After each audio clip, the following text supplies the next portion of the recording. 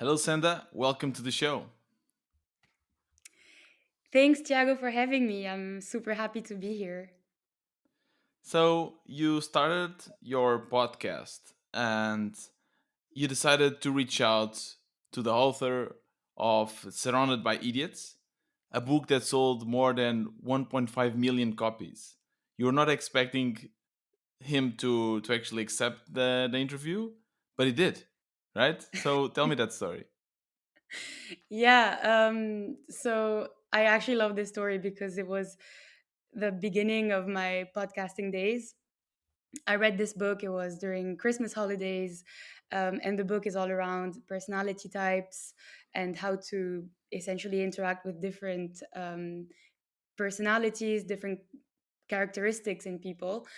And I fell in love with the book. And I was just starting my podcast, and I thought I should invite this author on the show and ask him a bunch of questions. So I emailed him over Christmas. His wife replied a few weeks after I emailed. I sent, I think, 5 or 6 emails. Um, a bit spammy, but hey, it worked out. And she was like, "Yep, we're happy to do this, Five or in six, person." interesting. Yeah. Yeah, outreach, outreach one on one. And we scheduled something for February, so it was like 2 months later. And I remember that day I was Hmm. logged in Riverside waiting for him to show up, thinking maybe it was, a scam. It's not gonna happen, but it was him. Yeah. And yeah, we had a great recording, lots of insights on the impact of your personality type on your career decisions. So yeah, very happy we I had a chance to to interview him. So you are now how many episodes in total did you release with your episode with your podcast? 46. Okay, so and this was episodes number 20, as you told me before. Now looking back, is there something you do different in your interview?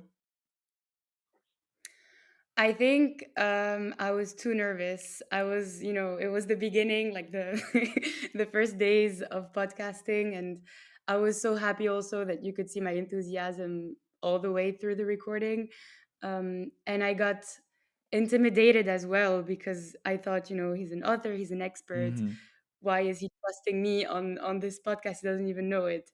And I think maybe having more confidence and not being afraid to ask more questions and interrupt him as well, because he knows how to talk. He wrote a book about communication, so it's not a surprise. But yeah, I'm definitely thinking that I could have added a few more questions, like a bit more challenging questions on some things that he said in the book, maybe put him up this on the spot. But yeah, it was safe, and we recorded it, so that's all I'm happy with. So I think this just shows how the power of podcasting in general, how you can connect with people that you were not expecting. I even have a funny story around that. I had a in my own podcast, a friend of mine told me that I would never be able to interview Peter Levels, which is, I guess you probably also know him, is like a huge indie hacker and so on. And he normally never goes to podcasts. And I just reached out to him and eventually said yes. And I was really not expecting to do that at all. But Senda, tell me more about your podcast. Like, what's the name? And do the 30-second speech. Sure. Yeah. So the name of the podcast is Too Long Don't Listen, or TLDL for friends. And essentially, it's a podcast of inspiring stories, which means I invite people like you and I who are going through either an entrepreneurial journey or following their passion, and they're sharing how that process looked for them. And the entire point of TLDL is to help you make that first step and not being afraid of taking risks and following your passion. And so to date, there's 46 episodes, a bunch of stories from authors, artists, to people who shifted from like the finance industry to sports management, and it's just yeah, a lot to pick from. So yeah, that's TLDL in a nutshell. Nice. And why did you decide to express yourself using voice and using podcasting and not like newsletter or video or some other medium? Why podcasting? So, Tiago, I think you're gonna like this because it started as a joke from my friends, actually. So, I was having lunch with my colleagues, previous colleagues who are really good friends today, and they were saying how my voice could be great for podcasts, and that they thought, I have a little French accent, and it's interesting to to maybe use it for podcasting. And it was a Hmm. joke, really. Like I never thought I would do it, but then those comments kept on coming. Even when I would meet someone, they would say, "Your voice, I feel like I heard it before," and I'm like, "No."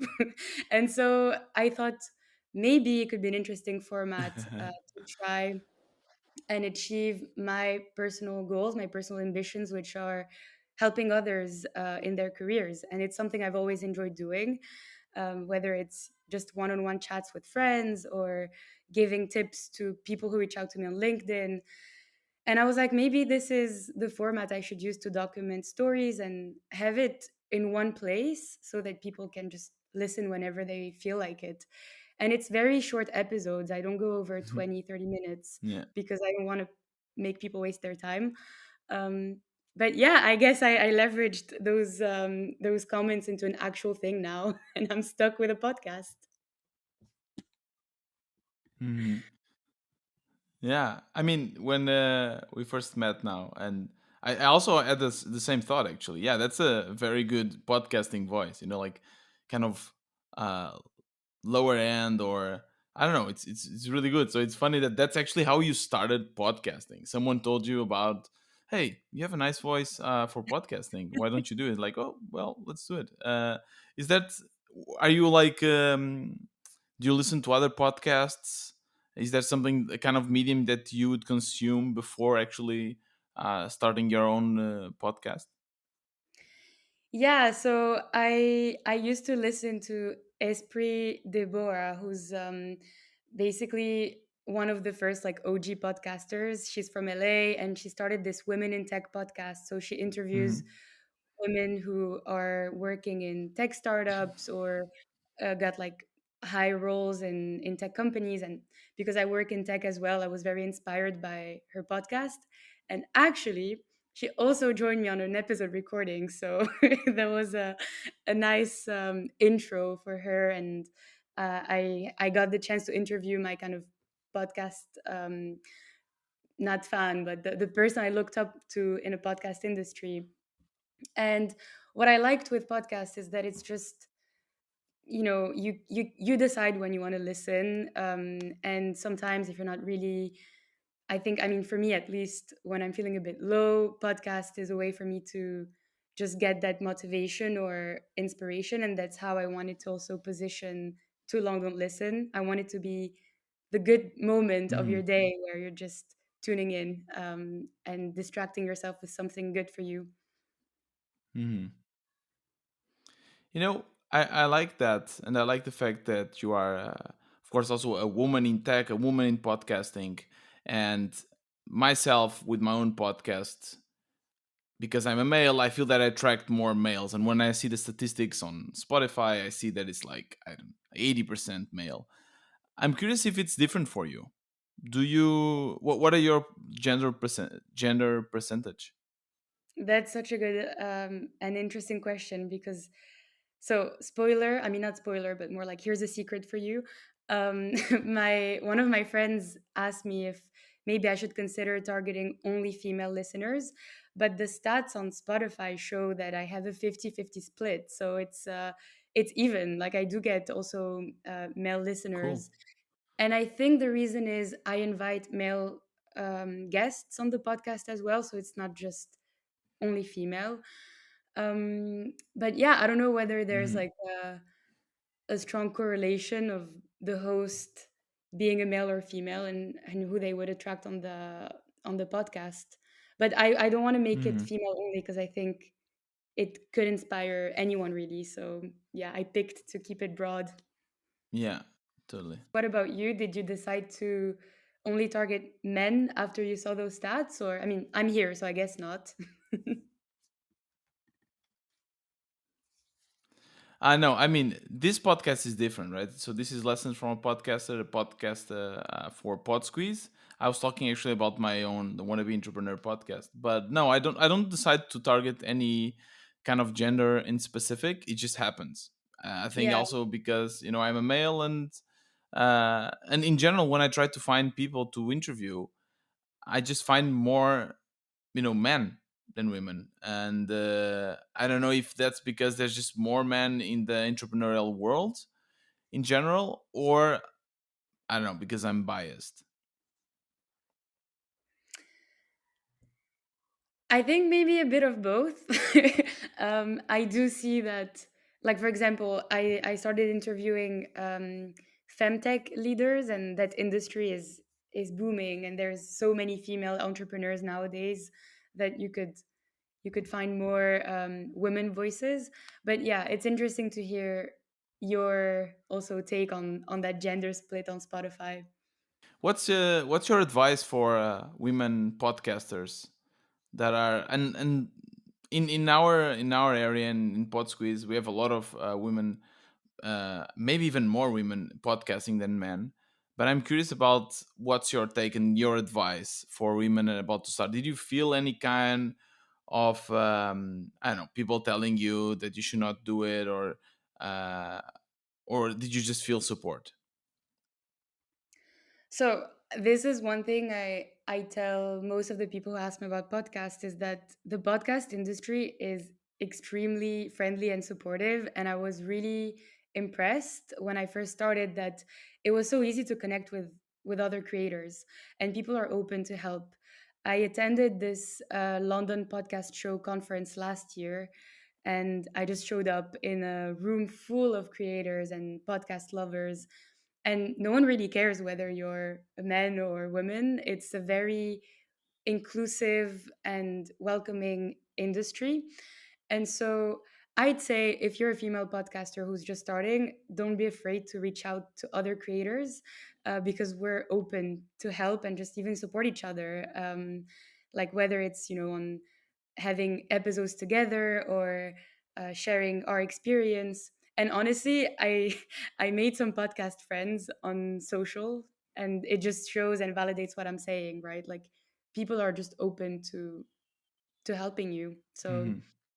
So you are a marketeer, and obviously I need to ask you about this. What techniques have you used that actually worked to grow the size of your show, the number of downloads? What works?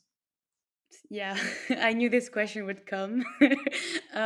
So okay, I think to me at least, the first big thing, and this is the marketing buzzword, it's what is your positioning? What is your USP, like your unique selling point? There's a lot of podcasts out there.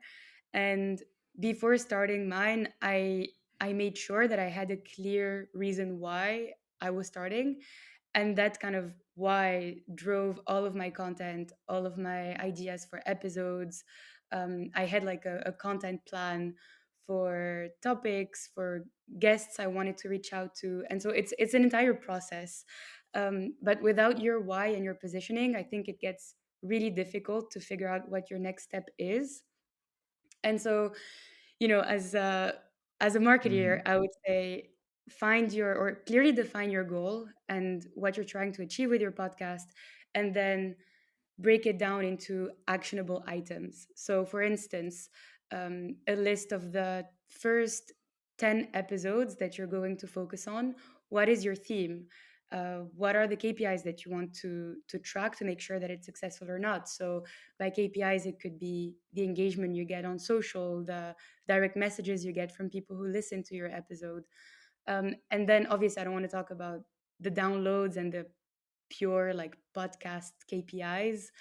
I want to focus more on the Hmm. impact your content has on your audience. And so yeah, your why is related to obviously who you want to target. So having a clear persona in mind will help you better define and strengthen your messaging as well. um, so yeah, this is the high level stuff, but I'm happy to dive into more granular things if you want me to. But as a marketer, I talk a lot, so be careful. Hmm. No, I mean, I like it. Defining your why, defining your target, and even before starting podcasting, kind of understanding who would potentially listen to you. I'm curious about more practical tips, like something that really changed. I don't know, change using one specific platform, changing titles, something that you notice, like very actionable that someone can just implement now and start seeing the results.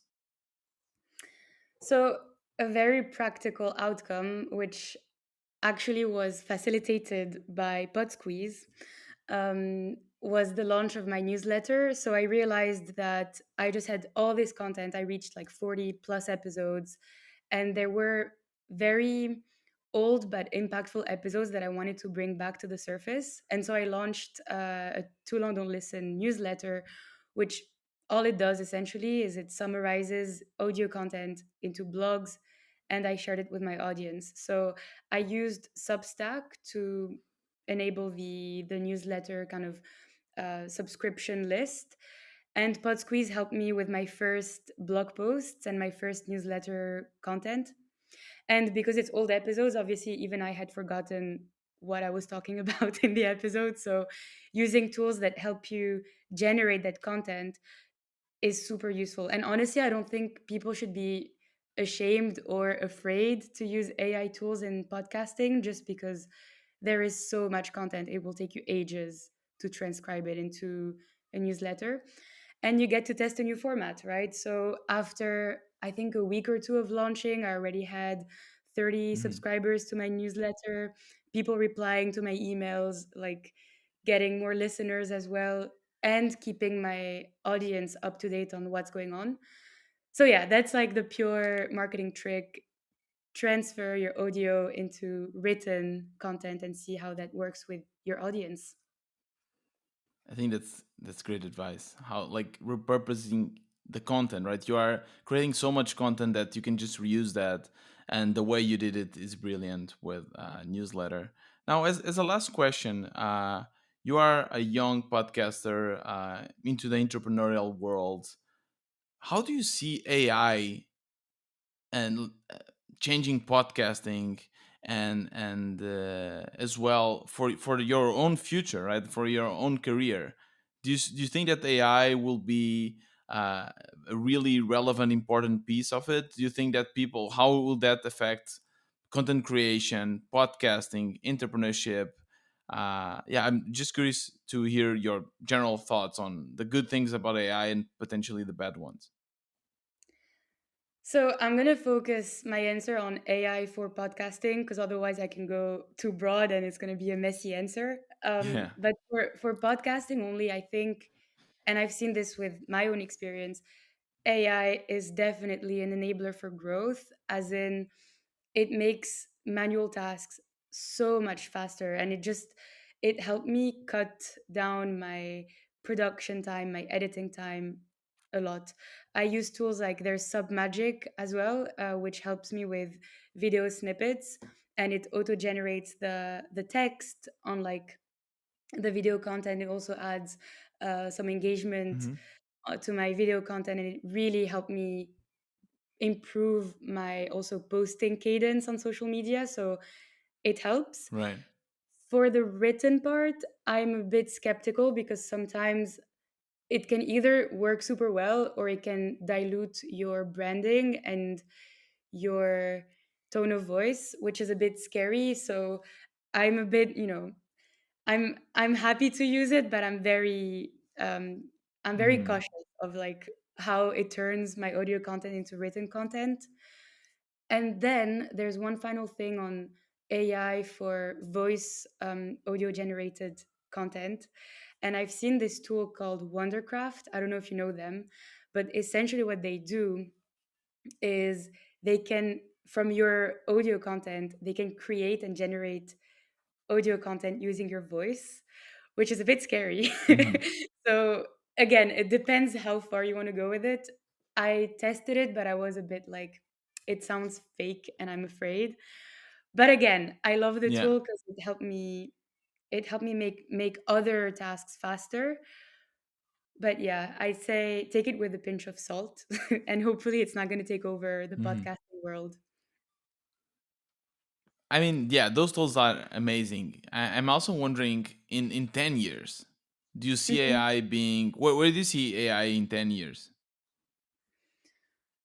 I mean, I think it's going to take a bigger place in what we do on a day to day. And it's going to be a decision from not only the creators, but also the consumers of content, whether they're happier with AI generated content or if they want to stick to the traditional and more like human driven content production, which, in my opinion, I think there will be a movement towards encouraging more human content because it's what people subscribe for, the authenticity, the genuine reactions that you get on the chat. You can't generate those with AI. Um, so, yeah, look, I can't predict the future, but I would say it's going to take a Mhm. bigger place, but people might not fully adopt it. Right. Now, as a last question, did you ever think on giving up and stopping your podcasting? Did you reach a point where you said, I don't want to record, and what kept you going? Like, what's your advice for people to keep consistency? I mean, you know the answer. It's yes, of course. I think any initiative that you start, any project, you will always reach that point where you start questioning things too much, and you wonder time versus like effort versus impact. What's the value here? What's the value for me? But the thing is, I realized every time I'm on a recording, I get so much energy and motivation that that's what drives me and that's what keeps me going. And I'm also very lucky to have friends like the early adopters of my podcast who sometimes message me like, so what's your next episode? Like, what are you thinking about doing next? And that's always keeping me Mhm. going. So I'd say hold on to those power users and to the positive feedback that you've got. That's definitely what gets me going and what keeps me consistent. Because consistency is not easy, but you have to stick to it if you want to see Yeah, results. totally. Yeah, it's always surprising when someone messages you about your show and tells you like, "Hey, I like this," or "I didn't like that," or they just want to chime in into your life and give you advice because they listen to you, and it's always so cool. So yeah, Yeah. totally. I think that's a great advice. Just build your community and reach out to your listeners, and yeah, that's great. Senda, thank you so much. Tell us again the name of your show and your socials. Where can we find you? Thank you, Tiago. It's super nice talking to you, by the way. I listened to your podcast, so now it's going to be interesting listening to this one. And my show is called Too Long Don't Listen. And it's the same name for social, so you can find me on Instagram, on LinkedIn. I also have a YouTube and TikTok account. So, yeah, reach out if you want to learn more about podcasting or if you just want to connect. Always happy to. Great. The links will also be in the description of these episodes. Senda, thank you very much. Thank you. This podcast is brought to you by Podsqueeze, an essential tool for podcasters that creates show notes, timestamps, clips, and more. Visit podsqueeze.com and use the code PODCASTER for 20% discount in the first 3 months. We release a new episode every Tuesday and Thursday. See you in the next episode of Lessons from a Podcaster.